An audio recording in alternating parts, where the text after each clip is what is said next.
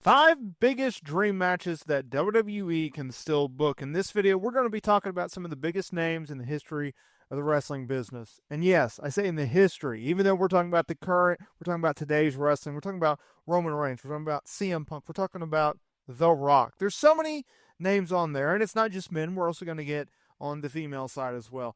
WWE's products right now has never been hotter because, and yes, I say that, even the Attitude Era was hot, but the Attitude Era did not have the type of money that WWE is presenting. They can literally go to anywhere in the country, anywhere in the world essentially, and draw big crowds. And more importantly, something in which they could not do in the Attitude Era, they can get paid to go there.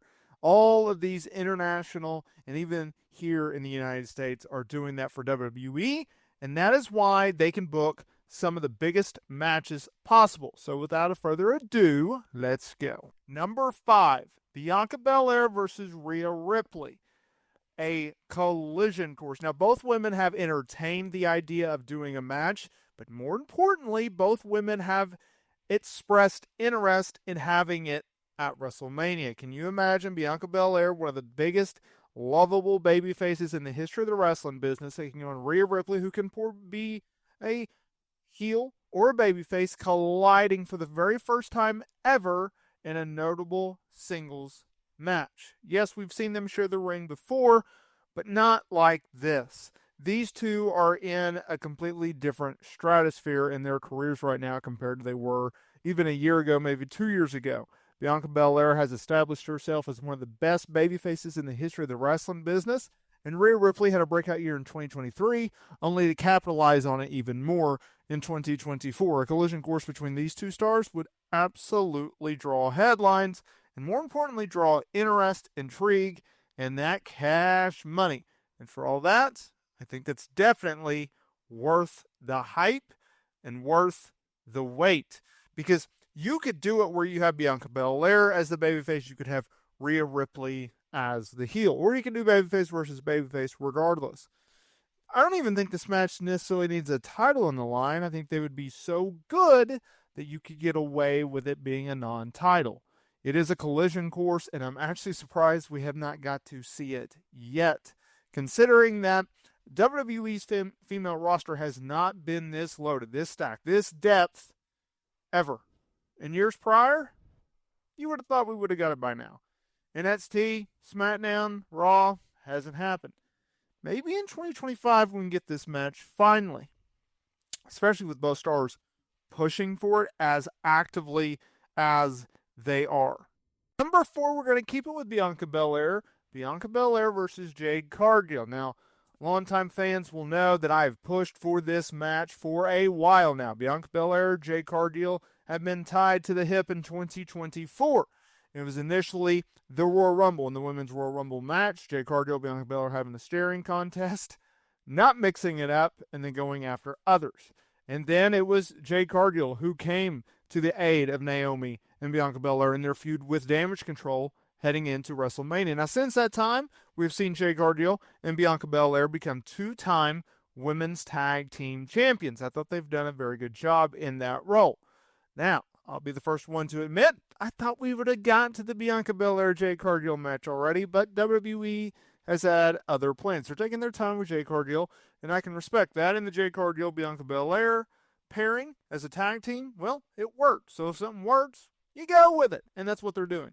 But once they get into the ring, once they get into that squared circle and they go one-on-one, it's going to be epic. It's going to be a match that I think will live up to the expectations that fans have had. Jade Cargill, Bianca Belair, they can go in the ring, and I think their styles are going to mesh very well. I also think the build-up would be quite fun as well. 2 powerhouse-type athletes going at it, and of course, in a perfect world, I would have Jade as the heel, and I would have Bianca Belair as the babyface. I would have this be Jade's first real feud as a heel since her days in AEW. I think that would add icing to the cake. And I definitely think we're going to get it in 2025.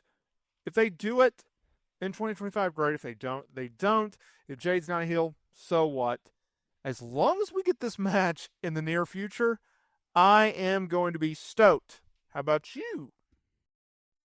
Number 3, Roman Reigns versus one CM Punk. And you best believe Punk will be told to keep Roman really strong. That is a reference back to his, what was it, Art of Cabana, or it was Art of Wrestling of Colt Cabana's podcast, the one that, they got sued over because of Punk's remarks regarding Dr. Chris Amon and his allegations.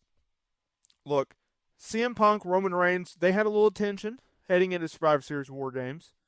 Punk doing a favor for one Paul Heyman, the wise man, and coming to the aid of the OG Bloodline, Roman Reigns, teaming with Roman Reigns to take on the new Bloodline in War Games. These guys have a ton of history.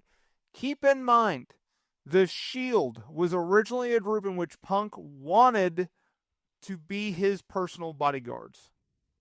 It got spun out. He had picked other guys. The one that he signed off on was Roman Reigns, because they wanted one of their guys in the group and not just who Punk wanted. Things changed. The Shield went out on their own, and obviously all 3 guys became top-tier, main event caliber talent. Roman Reigns, a generational type talent. Seth Rollins, an extremely good worker who will go down as one of the best to ever do it.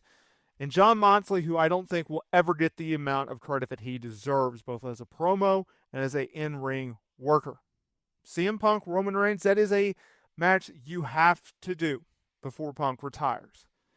Do they do it in 2025? That I don't know, because there's a lot for Roman to get through. But at the end of the day, Punk versus Roman is a match that we must get to see one day, and I think we absolutely will. Number 2, kicking it with Cody Rhodes versus The Rock. Now, we are supposed to get this match at WrestleMania 41. Whether or not we will, well, that remains to be seen. WrestleMania 40, obviously The Rock, everything got screwed up with this storyline. Rock was supposed to come back and wrestle Roman Reigns at WrestleMania 40, despite the fact that Cody Rhodes won the Men's Royal Rumble match. Fans pushed back on that. He teamed with The Rock teamed with Roman Reigns, and The Rock turned heel. They went over Cody Rhodes and Seth Rollins at WrestleMania 40. And then it was, of course, Cody Rhodes going over Roman coming out of Mania. They've teased Cody versus Rock. Both guys have expressed interest in doing so, although a lot of people loom and say, well, will The Rock really do the match? If he does come back to do another match, why would he do it with Cody instead of Roman? Would he do 2 more WrestleManias? Yada, yada, yada. I believe that Rock will wrestle Cody Rhodes, and I actually believe that he will wrestle Roman Reigns. Cody Rhodes versus The Rock, it had such good build-up going into WrestleMania 40. I think it had more of a focus. Cody versus Rock was a better story than Cody versus Roman. We heard that story just a year prior. The Rock coming back as a heel. Oh, such good television, such good feud, such good drama. At number 1, it's Roman Reigns versus The Rock. This company has tried to make this match for the last decade. They have thought that they've had it, and then it disappears. They think they get it, and then they have to put their pencils down, as The Rock once said. They tried to do it this year. Okay, Rock was down for it. Now or never, baby. And the fans said, nah, we want Cody Rhodes. Hopefully, they can get it done by WrestleMania 42. I really don't know if this match will ever get done, but it is the biggest dream match that WWE can still do, and I hope one day they will do it yet again.